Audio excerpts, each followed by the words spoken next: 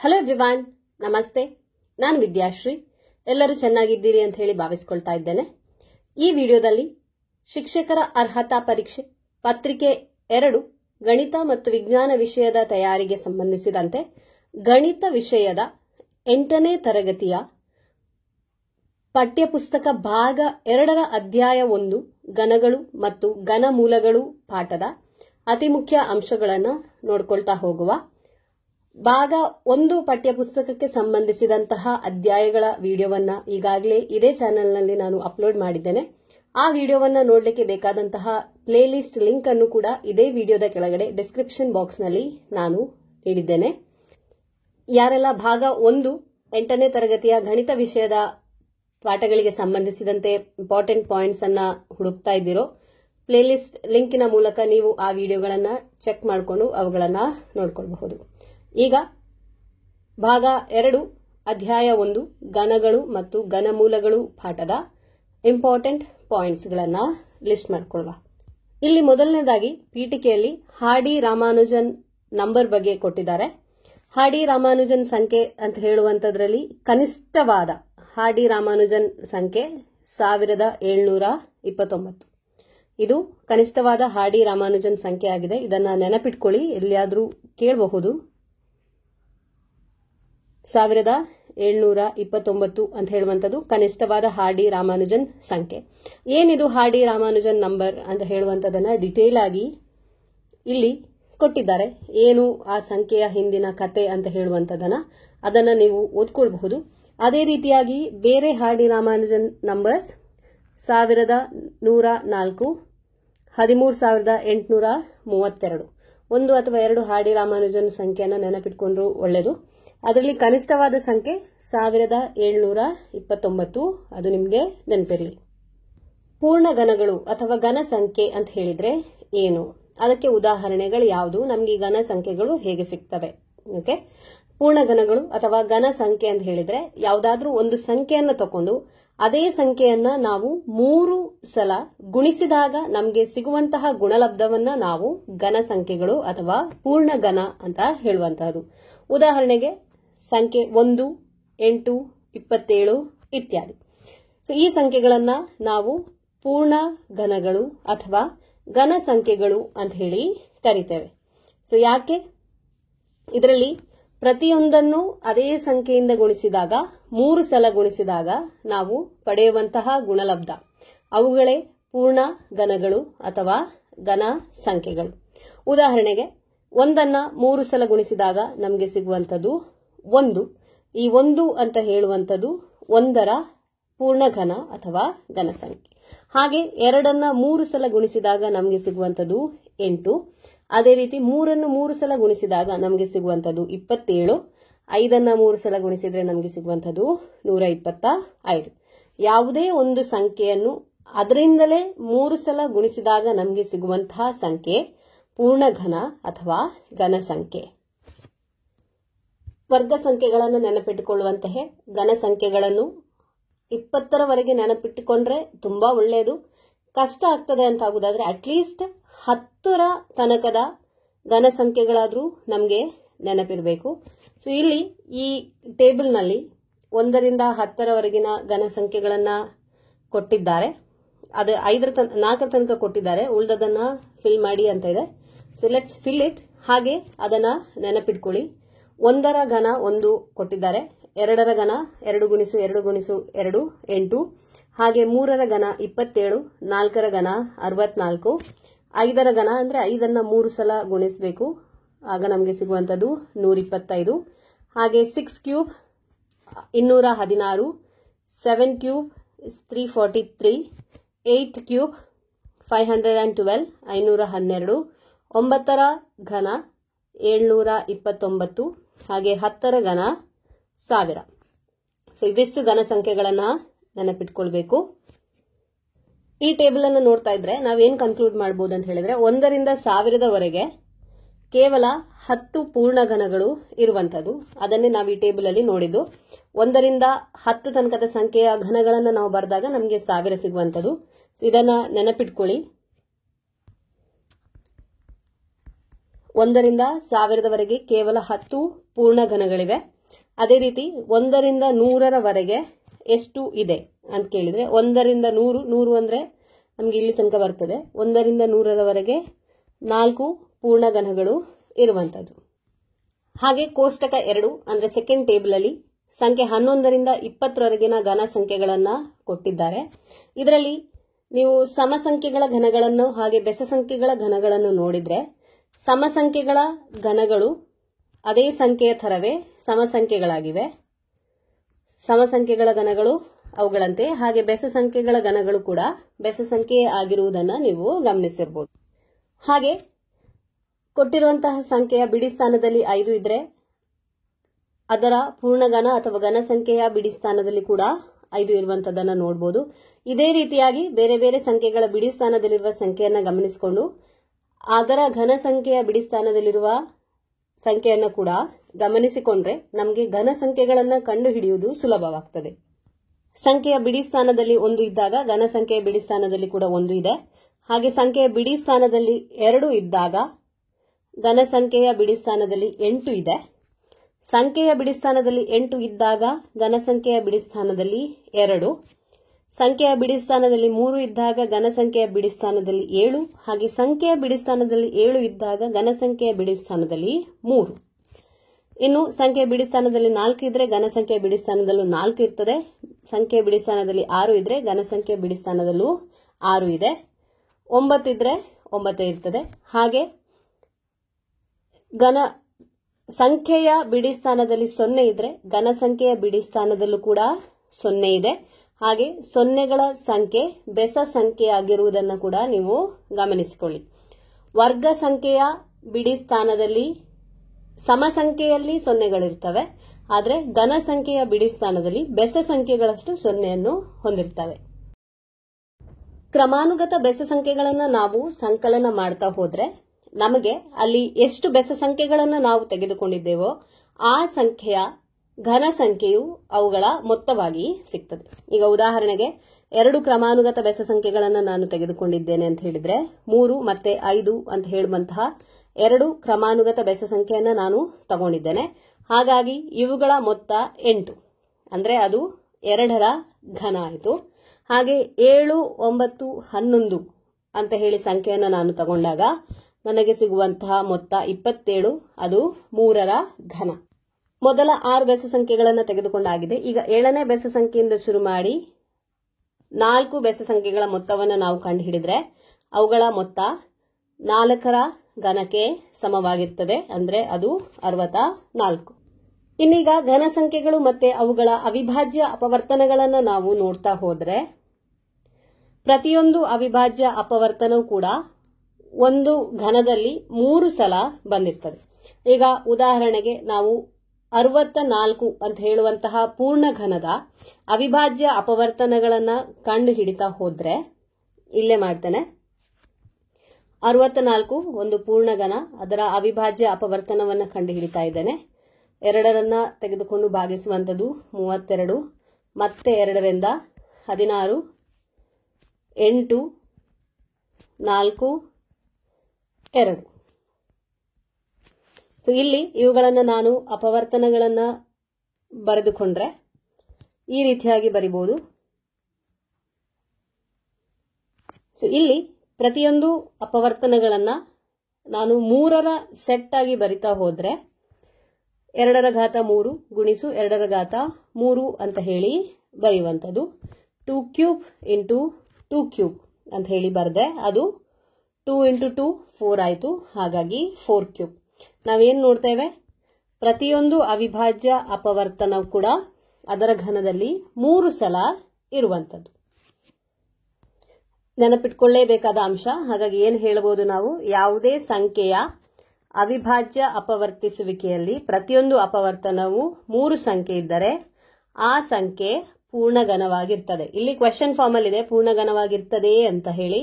ಹೌದು, ಯಾವುದೇ ಸಂಖ್ಯೆಯನ್ನ ನಾವು ಅವಿಭಾಜ್ಯ ಅಪವರ್ತಿಸುವಿಕೆಯಲ್ಲಿ ಅದರ ಪ್ರತಿಯೊಂದು ಅಪವರ್ತನ ಕೂಡ 3 ಸಲ ಉಂಟು ಅಂತಾದ್ರೆ ಆ ಸಂಖ್ಯೆ ಖಂಡಿತವಾಗಿ ಕೂಡ ಪೂರ್ಣಘನವೇ ಆಗಿರ್ತದೆ. ಇಲ್ಲಿ ಅವಿಭಾಜ್ಯ ಅಪವರ್ತಿಸುವಿಕೆ ವಿಧಾನದಿಂದ ನಾವು ಕೊಟ್ಟಿರುವಂತಹ ಸಂಖ್ಯೆ ಒಂದು ಪೂರ್ಣಘನ ಹೌದೋ ಅಲ್ವೋ ಅಂತ ಹೇಳಿ ಕಂಡುಹಿಡಿಯಬಹುದು. ಅದೇ ರೀತಿಯಾಗಿ ಕೊಟ್ಟಂತಹ ಸಂಖ್ಯೆ ಪೂರ್ಣಘನವಾಗಿರದೇ ಇದ್ದಲ್ಲಿ ಯಾವ ರೀತಿಯಾಗಿ ಆ ಸಂಖ್ಯೆಯನ್ನು ಅಂದ್ರೆ ಯಾವ ಸಂಖ್ಯೆಯಿಂದ ಗುಣಿಸಿದ್ರೆ ಅದನ್ನು ನಾವು ಪೂರ್ಣಘನವನ್ನಾಗಿ ಪರಿವರ್ತಿಸಬಹುದು ಅಥವಾ ಯಾವ ಸಂಖ್ಯೆಯಿಂದ ಭಾಗಿಸಿದಲ್ಲಿ ನಾವು ಅದನ್ನು ಪೂರ್ಣಘನವನ್ನಾಗಿ ಪರಿವರ್ತಿಸಬಹುದು ಅಂತ ಹೇಳಿ ತಿಳ್ಕೊಳ್ಬಹುದು. ಇದೇ ರೀತಿಯಾಗಿ ಅವಿಭಾಜ್ಯ ಅಪವರ್ತಿಸುವಿಕೆಯಿಂದ ನಾವು ವರ್ಗ ಸಂಖ್ಯೆ ಹೌದೋ ಅಲ್ವೋ ಅಂತ ಹೇಳಿ ಕಂಡುಹಿಡಿದಿದ್ದೇವೆ. ಸೇಮ್ ಅದೇ ಮೆಥಡ್ ಅನ್ನ ಇಲ್ಲಿ ಯೂಸ್ ಮಾಡುವಂತದ್ದು. ಆದ್ರೆ ಇಲ್ಲಿ ಚೇಂಜಸ್ ಏನು ಅಂತ ಹೇಳಿದ್ರೆ ಪ್ರತಿಯೊಂದು ಸಂಖ್ಯೆಯು 3 ಸಲ ಬಂದಿರಬೇಕು. ವರ್ಗ ಸಂಖ್ಯೆಯನ್ನು ನಾವು ಕನ್ಸಿಡರ್ ಮಾಡುವಾಗ ಅಲ್ಲಿ ಪ್ರತಿಯೊಂದು ಸಂಖ್ಯೆಯು 2 ಸಲ ಇರಬೇಕಿತ್ತು. ಇಲ್ಲಿ ಪ್ರತಿಯೊಂದು ಸಂಖ್ಯೆ 3 ಸಲ ಇರಬೇಕು. ಹಾಗಿದ್ದಾಗ ಮಾತ್ರ ಅದು ಒಂದು ಪೂರ್ಣಘನ ಸಂಖ್ಯೆ ಆಗಿರ್ತದೆ. ಇಲ್ಲೊಂದು ಉದಾಹರಣೆಯಲ್ಲಿ 243 ಪೂರ್ಣಘನವೇ ಅಂತ ಕೇಳಿದ್ದಾರೆ. ಅವಿಭಾಜ್ಯ ಅಪವರ್ತಿಸುವಿಕೆಯ ಮೂಲಕ ನಾವು ಇದನ್ನ ಪರಿಶೀಲಿಸುವ. 243 ಅಂತ ಹೇಳುವಂಥದ್ದು 2ರಿಂದ ಭಾಗಿಸಲ್ಪಡುವುದಿಲ್ಲ, ಹಾಗಾಗಿ 3ರಿಂದ ಭಾಗಿಸುವಂಥದ್ದು. 8 24, 3 3, ಮತ್ತೆ 3ರಿಂದ ಭಾಗಿಸುವಿಕೆ. 3 2 6, 3 7 21, 3 9 27, 3 3 9. ಸೊ ಈ ರೀತಿಯಾಗಿ ಅವಿಭಾಜ್ಯ ಅಪವರ್ತಿಸುವಿಕೆಯನ್ನು ನಾವು ಅಪವರ್ತನಗಳನ್ನು ಕಂಡುಹಿಡಿದ್ವಿ. ಅದು 3 × 3 × 3 × 3. ಇಲ್ಲಿ 3ರ ತ್ರಿವಳಿ ಗುಂಪನ್ನು ನಾವು ಮಾಡಿದಾಗ ನಮಗೆ ಸಿಗುವಂಥದ್ದು ಒಂದೇ ಗುಂಪು, ಮತ್ತೆ 3 × 3 ಹಾಗೆಯೇ ಉಳಿಯುತ್ತದೆ. ಆದ್ರಿಂದ ನಾವೇನು ಹೇಳ್ಬೋದು, ಇಲ್ಲಿ ತ್ರಿವಳಿ ಗುಂಪುಗಳನ್ನು ಮಾಡುವಾಗ ಒಂದೇ ಗುಂಪು ಸಮವಾಗಿರುವಂಥದ್ದು, ಇನ್ನೊಂದು ಗುಂಪಿನಲ್ಲಿ 3 ಉಳಿತದೆ. ಹಾಗಾಗಿ ನಾವು 243 ಅಂತ ಹೇಳುವಂಥದ್ದು ಪೂರ್ಣಘನ ಅಲ್ಲ ಅಂತ ಹೇಳ್ಬೋದು. ಈಗ ಇದೇ 243 ಪೂರ್ಣಘನವನ್ನಾಗಿ ಮಾಡಬೇಕಿದ್ರೆ ನಾವು ಏನ್ ಮಾಡಬಹುದು? ಇದನ್ನ ಪೂರ್ಣಘನವಾಗಿ ಮಾಡಬೇಕು ಅಂತಾದಾಗ ನಮಗೆ ಇಲ್ಲಿ 3 × 3 ಅಂತ ಹೇಳುವಂಥದ್ದು ಹಾಗೆ ಉಳಿದಿದೆ. ಇದನ್ನ 3ರಿಂದ ಗುಣಿಸಿದಾಗ ನಮಗೆ ಇನ್ನೊಂದು ತ್ರಿವಳಿ ಗುಂಪನ್ನಾಗಿ ನಾವು ಮಾಡಬಹುದು. ಹಾಗಾಗಿ ನಾವು 243 ಅಂತ ಹೇಳುವಂಥದ್ದ ಕನಿಷ್ಠ ಸಂಖ್ಯೆ 3ರಿಂದ ಗುಣಿಸಿದಾಗ ನಮಗೆ ಅಲ್ಲಿ ಪೂರ್ಣಘನ ಸಂಖ್ಯೆ ಸಿಗ್ತದೆ. ಸೊ ಯಾವುದು ಹಾಗಿದ್ರೆ ಪೂರ್ಣಘನ ಸಂಖ್ಯೆ? 3 × 3 9, 3 4 12, 3 2 6, 1 7, 729 ಅಂತ ಹೇಳುವಂಥದ್ದು ಒಂದು ಪೂರ್ಣಘನವಾಗಿರ್ತದೆ. ಹಾಗೆ ಇದು 9ರ ಘನ ಸಂಖ್ಯೆ. ಇಲ್ಲಿ ಕನಿಷ್ಠ ಸಂಖ್ಯೆ ನಾವು ಯಾವುದರಿಂದ ಗುಣಿಸಬೇಕು ಅಂತ ಹೇಳುವಂಥದ್ದು 3. ಹಾಗೆ ಕನಿಷ್ಠ ಸಂಖ್ಯೆ ಯಾವುದರಿಂದ ಭಾಗಿಸಿದ್ರೆ ನಮಗೆ ಸಿಗ್ತದೆ ಅಂತ ಕೇಳಿದ್ರೆ ಅದು 3 × 3 ಅಂತ ಹೇಳಿದ್ರೆ 9. 243ರನ್ನ 9ರಿಂದ ಭಾಗಿಸಿದ್ರೆ ನಮಗೆ ಪೂರ್ಣಘನ ಸಂಖ್ಯೆ ಸಿಗ್ತದೆ. ಸೊ ಈಗ ಮುಂದುವರಿದಂತೆ ನಾವು ಪೂರ್ಣಘನವನ್ನಾಗಿಸಲು ಗುಣಿಸಬೇಕಾದ ಕನಿಷ್ಠ ಸಂಖ್ಯೆಯನ್ನ ಯಾವ ರೀತಿಯಾಗಿ ಕಂಡುಹಿಡಿಯಬಹುದು ಅಂತ ಹೇಳಿ. ಸೊ ಈಗಾಗಲೇ ನಾನು 243ಕ್ಕೆ ಹೇಳಿದೆ, ಆದರೆ ಒಂದು ಎಕ್ಸಾಂಪಲ್ ಅನ್ನ ನೋಡುವ. ಇಲ್ಲಿ ಉದಾಹರಣೆ 2, 392 ಪೂರ್ಣಘನವೇ ಆಗಿಲ್ಲದಿದ್ದರೆ ಅದನ್ನ ಯಾವ ಕನಿಷ್ಠ ಸ್ವಾಭಾವಿಕ ಸಂಖ್ಯೆಯಿಂದ ಗುಣಿಸಿದ್ರೆ ಅದು ಪೂರ್ಣಘನವಾಗ್ತದೆ ಅಂತ ಹೇಳಿ ಕೇಳಿದ್ದಾರೆ. 392ರನ್ನ ಅವಿಭಾಜ್ಯ ಅಪವರ್ತಿಸುವಿಕೆ ವಿಧಾನದಿಂದ ಭಾಗಿಸುವ. 392 2ರಿಂದ ಭಾಗಿಸುವಂಥದ್ದು.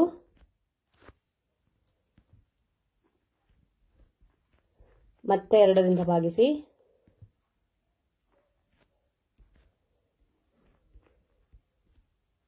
ಎರಡರಿಂದ ಭಾಗಿಸಿ.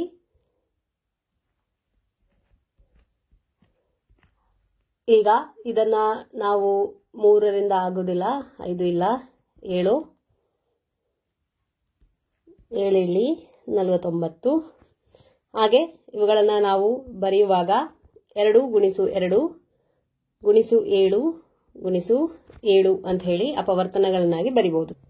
ಇಲ್ಲಿ ತ್ರಿವಳಿ ಗುಂಪನ್ನ ಮಾಡಿದಾಗ ನಾವು 2ರನ್ನ ಗುಂಪನ್ನಾಗಿ ಮಾಡಬಹುದು. ಆದರೆ 7 × 7 ಅಂತ ಹೇಳುವಂಥದ್ದು ತ್ರಿವಳಿಗಳ ಗುಂಪನ್ನಾಗಿ ಮಾಡಲಾಗುವುದಿಲ್ಲ. ಯಾಕಂತ ಹೇಳಿದ್ರೆ 7 ಅಂತ ಹೇಳುವುದು 3 ಸರ್ತಿ ಇಲ್ಲ. ಹಾಗಾಗಿ ನಾವೇನು ಹೇಳ್ಬೋದು, 392 ಅಂತ ಹೇಳುವಂಥದ್ದು ಪೂರ್ಣಘನ ಅಲ್ಲ. ಆದ್ರೆ ಇದನ್ನ ನಾವು ಪೂರ್ಣಘನವಾಗಿಸ್ಲಿಕ್ಕೆ ಏನ್ ಬೇಕು? ಇನ್ನೂ ಒಂದು 7 ಬೇಕು. ಸೊ 392 ಗುಣಿಸು 7 ಮಾಡಿದಾಗ ನಮಗೆ 2744 ಸಿಗ್ತದೆ. ಇದೊಂದು ಪೂರ್ಣ ಘನ ಸಂಖ್ಯೆ ಆಗಿದೆ. ಹಾಗಾಗಿ ನಾವೇನ್ ಹೇಳ್ಬೋದು, 392 ಪೂರ್ಣ ಘನವಾಗಿಸಲು ಗುಣಿಸಬೇಕಾದಂತಹ ಕನಿಷ್ಠ ಸ್ವಾಭಾವಿಕ ಸಂಖ್ಯೆ ಅಂದ್ರೆ ಅದು 7. ಇನ್ನೊಂದು ಉದಾಹರಣೆ, 53,240 ಅಂತ ಹೇಳುವಂಥದ್ದು ಪೂರ್ಣ ಘನವೇ ಅಂತ ಹೇಳಿ ಕೇಳಿದ್ದಾರೆ. ಅಲ್ಲದಿದ್ರೆ ಯಾವ ಸಂಖ್ಯೆಯಿಂದ ಭಾಗಿಸಿದ್ರೆ ಭಾಗಲಬ್ಧ ಪೂರ್ಣ ಘನ ಆಗ್ತದೆ ಅಂತ ಕೇಳಿದ್ದಾರೆ. ಇಲ್ಲಿ ಅವಿಭಾಜ್ಯ ಅಪವರ್ತನದಿಂದ ನೋಡಿದಾಗ 2 ಅಂತ ಹೇಳುವಂಥದ್ದು 3 ಸಲ ಇದೆ, 11 ಅಂತ ಹೇಳುವ ಸಂಖ್ಯೆಯು 3 ಸಲ ಇದೆ. ಆದ್ರೆ 5 ಅನ್ನುವ ಸಂಖ್ಯೆ ಮಾತ್ರ 3 ಸಲ ಇಲ್ಲ. ಹಾಗಾಗಿ ಕೊಟ್ಟಿರುವಂತಹ ಸಂಖ್ಯೆ ಪೂರ್ಣ ಘನ ಅಲ್ಲ. 5 ಅಂತ ಹೇಳುವಂಥದ್ದು 1 ಸಲ ಮಾತ್ರ ಇದೆ. ಈಗ ಯಾವ ಸಂಖ್ಯೆಯಿಂದ ಭಾಗಿಸಿದ್ರೆ ಭಾಗಲಬ್ಧ ಪೂರ್ಣ ಘನವಾಗ್ತದೆ ಅಂತ ಹೇಳಿ ಕೇಳಿದ್ದಾರೆ. ಹಾಗಾಗಿ ನಾವು 53,240 5ರಿಂದ ಭಾಗಿಸಿದಾಗ ಅದು ಪೂರ್ಣ ಘನವಾಗ್ತದೆ. ಹಾಗಿದ್ರೆ 5ರಿಂದ ಭಾಗಿಸಿದಾಗ ಸಿಗುವಂತಹ ಪೂರ್ಣಘನ ಯಾವುದು? 5ರಿಂದ ಭಾಗಿಸಿದಾಗ ಸಿಗುವಂತಹ ಪೂರ್ಣಘನ 10,648. 53,240 ಪೂರ್ಣಘನವನ್ನಾಗಿಸಲು ಭಾಗಿಸಬೇಕಾದ ಕನಿಷ್ಠ ಸಂಖ್ಯೆ 5. ಹಾಗೆ ಇಲ್ಲಿ ಸಿಗುವಂತಹ ಪೂರ್ಣಘನ 10,648.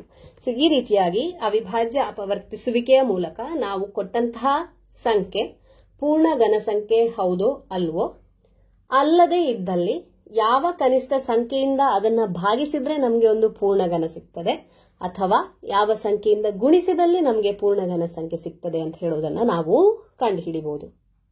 ಅಭ್ಯಾಸ 1.1ರಲ್ಲಿ ಈ ರೀತಿಯಾಗಿ ಹಲವಾರು ಪ್ರಶ್ನೆಗಳನ್ನು ಕೊಟ್ಟಿದ್ದಾರೆ. ಅವುಗಳನ್ನ ಪ್ರಾಕ್ಟೀಸ್ ಮಾಡಿ ನೀವು ಕಲಿತಂತಹ ಟಾಪಿಕ್ಸ್ ಅನ್ನ ಪರ್ಫೆಕ್ಟ್ ಮಾಡ್ಕೊಳ್ಳಿ. ಮುಂದುವರಿದಂತೆ ಘನ ಮೂಲಗಳು, ವರ್ಗ ಸಂಖ್ಯೆಗಳನ್ನ ಕಲಿತಾದ ಕೂಡಲೇ ವರ್ಗ ಮೂಲಗಳನ್ನ ಕಲ್ತ್ವಿ. ಅದೇ ರೀತಿ ಘನ ಸಂಖ್ಯೆಗಳ ನಂತರ ಘನ ಮೂಲಗಳನ್ನ ಕಲಿಬೇಕಾಗಿರುವಂತದ್ದು. ಏನು ಘನ ಮೂಲಗಳು ಅಂತ ಹೇಳಿದ್ರೆ, ಘನ ಸಂಖ್ಯೆಗಳು ಯಾವ ಸಂಖ್ಯೆಯಿಂದ ನಾವು ಪಡೆದುಕೊಂಡಿದ್ದೇವೆ ಅಂತ ಹೇಳುವುದನ್ನ ಘನ ಮೂಲಗಳು ಅಂತ ಹೇಳಿ ಹೇಳುವುದು. 2⁻3 ಅಂತ ಹೇಳಿದ್ರೆ 8 ಅಂತ ಹೇಳಿ ನಮ್ಗೆ ಗೊತ್ತಿದೆ. ಆದ್ದರಿಂದ ನಾವು 8ರ ಘನಮೂಲ 2 ಅಂತ ಹೇಳಿ ಹೇಳ್ತೇವೆ. ಅದನ್ನ ಬರೆಯುವಂತ ರೀತಿಯನ್ನ ನೋಡ್ಕೊಳ್ಳಿ. Cube root of 8 is 2. ಘನಮೂಲ 8ರ ಘನಮೂಲ 2 ಅಂತ ಹೇಳುವಂತದ್ದನ್ನ ನಾವು ಈ ರೀತಿಯಾಗಿ ಬರೆಯುವಂತದ್ದು. ಹಾಗೆ ಯಾವ ಚಿಹ್ನೆಯನ್ನ ಉಪಯೋಗಿಸ್ತೇವೆ ಘನಮೂಲವನ್ನ ಸೂಚಿಸಲಿಕ್ಕೆ? ಇದು ಚಿಹ್ನೆ ಘನಮೂಲವನ್ನ ಸೂಚಿಸಲಿಕ್ಕೆ ಉಪಯೋಗಿಸುವಂತದ್ದು. ಘನ ಸಂಖ್ಯೆಗಳು ಮತ್ತೆ ಘನಮೂಲವನ್ನ ಇಲ್ಲಿ ಕೋಷ್ಟಕದಲ್ಲಿ ಅಂದ್ರೆ ಈ ಟೇಬಲ್ ಅಲ್ಲಿ ಕೊಟ್ಟಿದ್ದಾರೆ, ಅದನ್ನ ನೋಡ್ಕೊಳ್ಳಿ. ಯಾವ ಸಂಖ್ಯೆಯಿಂದ ನಮಗೆ ಒಂದು ಘನ ಸಂಖ್ಯೆ ಸಿಕ್ಕಿದೆಯೋ ಅದೇ ಸಂಖ್ಯೆಯನ್ನ ಘನಮೂಲ ಅಂತ ಹೇಳಿ ಹೇಳುವಂತದ್ದು. ಈ ಘನ ಸಂಖ್ಯೆಗಳು ಘನಮೂಲಗಳು ನಿಮಗೆ ನೆನಪಿರಬೇಕಾದಂತೂ, ಒಂದು ಸಂಖ್ಯೆಯನ್ನ ನೀವು ಬರೀಲಿಕ್ಕೆ ಆಗ್ತದೆ ಅಂತ ಆದ್ರೆ ಆ ಸಂಖ್ಯೆಯ ಘನಮೂಲ ಕೂಡ ನಿಮಗೆ ತಿಳಿದಿರ್ತದೆ. ಇನ್ನೀಗ ಘನಮೂಲವನ್ನ ಕಂಡು ಹಿಡಿಯುವುದು ಹೇಗೆ ಅಂತ ಹೇಳಿ ನೋಡುವ. ಸೊ ಯಾವ ವಿಧಾನವನ್ನ ಉಪಯೋಗಿಸ್ತೇವೆ? ಅವಿಭಾಜ್ಯ ಅಪವರ್ತನ ವಿಧಾನದ ಮೂಲಕವೇ ನಾವು ಘನಮೂಲವನ್ನ ಕೂಡ ಕಂಡು ಹಿಡಿತೇವೆ. ಕೊಟ್ಟಿರುವ ಸಂಖ್ಯೆಯನ್ನ ಅವಿಭಾಜ್ಯ ಅಪವರ್ತನದ ಮೂಲಕ ನಾವು ಅಪವರ್ತನಗಳನ್ನ ಕಂಡು ಹಿಡಿಯುವಂತದ್ದು. ಉದಾಹರಣೆಗೆ ಇಲ್ಲಿ 3,375 ಅಂತ ಹೇಳುವಂತ ಸಂಖ್ಯೆ ಇದೆ. 3,375 ಇದನ್ನ 2ರಲ್ಲಿ ಭಾಗಿಸ್ಲಿಕ್ಕೆ ಆಗುದಿಲ್ಲ, 3ರಲ್ಲಿ ಆಗ್ತದೆ. ಮತ್ತೊಮ್ಮೆ 3ರಲ್ಲಿ ಭಾಗಿಸುವಂತದ್ದು.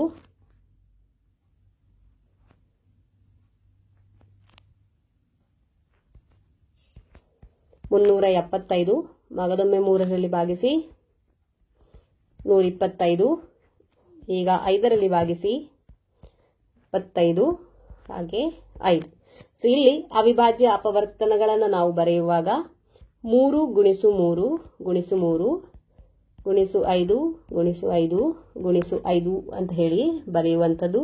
ಇದು 3,375ಕ್ಕೆ ಸಮವಾಗಿದೆ. ಈಗ ಇಲ್ಲಿ ಒಂದು ಸಂಖ್ಯೆಯ 3ರ ಗುಂಪನ್ನ ಮಾಡುವಂಥದ್ದು. 3 ಗುಣಿಸು 3 ಗುಣಿಸು 3 ಅನ್ನುವಂಥದ್ದು ಒಂದು ಗುಂಪಾಯಿತು. ಹಾಗೆ 5 ಗುಣಿಸು 5 ಗುಣಿಸು 5 ಅನ್ನುವುದು ಮತ್ತೊಂದು ಗುಂಪು. 3ರ 3 ಗುಂಪನ್ನ ನಾನು 3ರ ಘಾತ 3 ಅಂತ ಬರೆದೆ. ಹಾಗೆ 5ಅನ್ನ 5ರ ಘಾತ 3 ಅಂತ ಹೇಳಿ ಬರೆದೆ. ಇದನ್ನೇ ನಾವು 3 ಗುಣಿಸು 5ರ ಘಾತ 3 ಅಂತ ಹೇಳಿ ಬರೆದುಕೊಳ್ಳಬಹುದು. 3 ಗುಣಿಸು 5 15 ಆಯಿತು. 15ರ ಘಾತ 3. ಹಾಗಾಗಿ 3375ರ ಘನಮೂಲ ಅಂದ್ರೆ ಅದು 15. ಇದನ್ನು ಯಾವ ರೀತಿಯಾಗಿ ಬರೆಯುವುದು? ಚಿಹ್ನೆಯನ್ನು ಉಪಯೋಗಿಸಿ 3375ರ ಘನಮೂಲ ಅಂದ್ರೆ 15 ಈ ರೀತಿಯಾಗಿ ಬರೆಯುವಂಥದ್ದು. ಅದೇ ರೀತಿ ಬೇರೆ ವರ್ಗ ಸಂಖ್ಯೆಗಳನ್ನು ಕೊಟ್ಟಾಗ ಕೂಡ ಅವಿಭಾಜ್ಯ ಅಪವರ್ತಿಸುವಿಕೆಯ ಮೂಲಕ ನಾವು ಅವುಗಳ ಘನಮೂಲವನ್ನ ಕಂಡುಹಿಡಿಯಬಹುದು. ಇನ್ನೊಂದು ವಿಧಾನ ಇದೆ. ಅಲ್ಲಿ ಹೇಗೆ ಅಂತ ಹೇಳಿದ್ರೆ, ಕೊಟ್ಟಿರುವಂತಹ ಸಂಖ್ಯೆ ಒಂದು ಘನ ಸಂಖ್ಯೆ ಅಂತ ಹೇಳಿ ನಿಮಗೆ ಖಡಾಖಂಡಿತವಾಗಿ ಗೊತ್ತಿದ್ರೆ ಅಂದಾಜು ವಿಧಾನವನ್ನ ಉಪಯೋಗಿಸಿಕೊಂಡು ನಾವು ಆ ಘನ ಸಂಖ್ಯೆಯ ಘನಮೂಲವನ್ನ ಕಂಡುಹಿಡಿಯಬಹುದು. ಈಗ ಉದಾಹರಣೆಗೆ ಇಲ್ಲೊಂದು ಸಂಖ್ಯೆ ಕೊಟ್ಟಿದ್ದಾರೆ, 8,57,375 ಅಂತ ಹೇಳುವಂಥದ್ದು ಒಂದು ಘನ ಸಂಖ್ಯೆ. ಅದನ್ನ ಘನಮೂಲವನ್ನ ನಾವು ಅಂದಾಜು ವಿಧಾನದಲ್ಲಿ ಯಾವ ರೀತಿಯಾಗಿ ಕಂಡುಹಿಡಿಯಬಹುದು ಅಂತ ಹೇಳಿ. ಈಗ ಕೊಟ್ಟಿರುವಂತಹ ಘನ ಸಂಖ್ಯೆಯನ್ನ ಬರೆದುಕೊಂಡು ಅದನ್ನ 2 ಗುಂಪುಗಳನ್ನಾಗಿ ವಿಂಗಡಿಸಬೇಕು.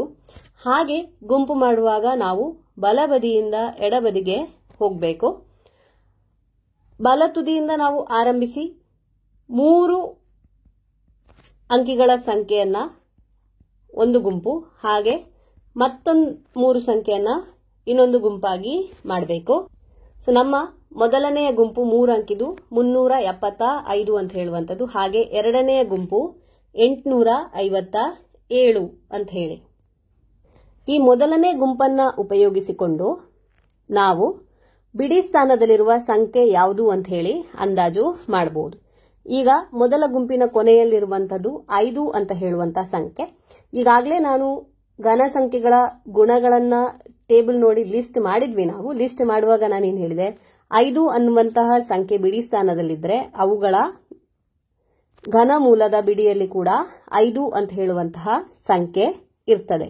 ಸೊ ಇದೆಲ್ಲ ನಮಗೆ ತಿಳಿದಿರುವಂತದ್ದು. ಸೊ ಮೊದಲ ಗುಂಪಿನ ಸಂಖ್ಯೆಯನ್ನು ಉಪಯೋಗಿಸಿಕೊಂಡು ನಾವು ಘನಮೂಲದ ಬಿಡಿ ಸ್ಥಾನದಲ್ಲಿರುವ ಸಂಖ್ಯೆ ಯಾವುದು ಅಂತ ಹೇಳಿ ಕಂಡುಹಿಡ್ಕೊಳ್ಬಹುದು. ಈಗ ಎರಡನೇ ಗುಂಪಿನ ಸಂಖ್ಯೆಯನ್ನ ಉಪಯೋಗಿಸಿಕೊಂಡು ನಾವು ಏನ್ ಮಾಡುದು? ಎರಡನೇ ಗುಂಪಿನಲ್ಲಿರುವ ಸಂಖ್ಯೆಗಳು ಯಾವ ಘನ ಸಂಖ್ಯೆಗಳ ಮಧ್ಯದಲ್ಲಿ ಬರ್ತದೆ ಅಂತ ಹೇಳಿ ಚೆಕ್ ಮಾಡಿ. ಈ 857 ಅಂತ ಹೇಳುವಂಥದ್ದು 10ರ ಘನ ಹಾಗೆ 9ರ ಘನದ ನಡುವೆ ಬರುವಂಥದ್ದು. 9ರ ಘನಕ್ಕಿಂತ ಜಾಸ್ತಿ ಹಾಗೆ 10ರ ಘನಕ್ಕಿಂತ ಕಮ್ಮಿ ಈ 857 ಅಂತ ಹೇಳುವಂತಹ ಸಂಖ್ಯೆ. ಇಲ್ಲಿ ಕೊಟ್ಟಂತಹ ಸಂಖ್ಯೆಯಿಂದ ಕಡಿಮೆ ಸಂಖ್ಯೆ ಅಥವಾ ಅದಕ್ಕೆ ಸಮವಾಗಿರುವಂತಹ ಸಂಖ್ಯೆಯನ್ನು ನಾವು ತೆಗೆದುಕೊಳ್ಳುವಂಥದ್ದು. ಹಾಗೆ ನಮಗೆ ಬೇಕಾದಂತಹ ಸಂಖ್ಯೆ 95 ಆಯಿತು. ಮೊದಲನೇ ಗುಂಪಿನಿಂದ ಬಿಡಿ ಸ್ಥಾನದ ಸಂಖ್ಯೆ ನಮಗೆ ಸಿಕ್ಕಿತು.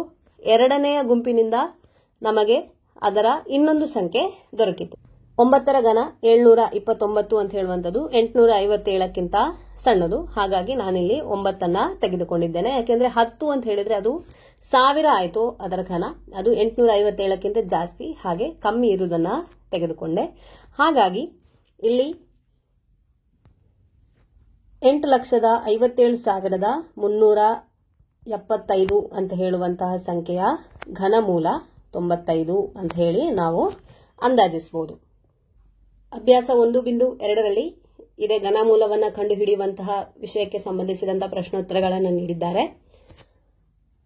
ಅದರಲ್ಲಿ ಎರಡನೆಯ ಪ್ರಶ್ನೆ ಸರಿ ಅಥವಾ ತಪ್ಪು ಅಂತ ಹೇಳಿದ್ದಾರೆ. ಮೊದಲನೇದು, ಒಂದು ಬೆಸ ಸಂಖ್ಯೆಯ ಘನವು ಸಮ ಸಂಖ್ಯೆ, ಸರಿಯಾ ತಪ್ಪ? ಇದು ತಪ್ಪು. ಒಂದು ಬೆಸ ಸಂಖ್ಯೆಯ ಘನವು ಯಾವತ್ತಿದ್ರೂ ಬೆಸ ಸಂಖ್ಯೆಯೇ ಆಗಿರ್ತದೆ, ಹಾಗೆ ಸಮ ಸಂಖ್ಯೆಯ ಘನವು ಸಮ ಸಂಖ್ಯೆಯೇ ಆಗಿರ್ತದೆ. 2, ಪೂರ್ಣ ಘನವು 2 ಸೊನ್ನೆಗಳಿಂದ ಅಂತ್ಯಗೊಳ್ಳುವುದಿಲ್ಲ, ಸರಿ.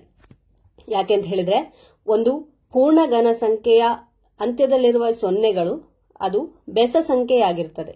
ಹಾಗಾಗಿ 2 ಸೊನ್ನೆಗಳಿಂದ ಅದು ಅಂತ್ಯಗೊಳ್ಳುವುದಿಲ್ಲ. ಇದ್ದರೆ 1 0, 3 0, 5 0, 7 0 ಅದೇ ರೀತಿಯಾಗಿ.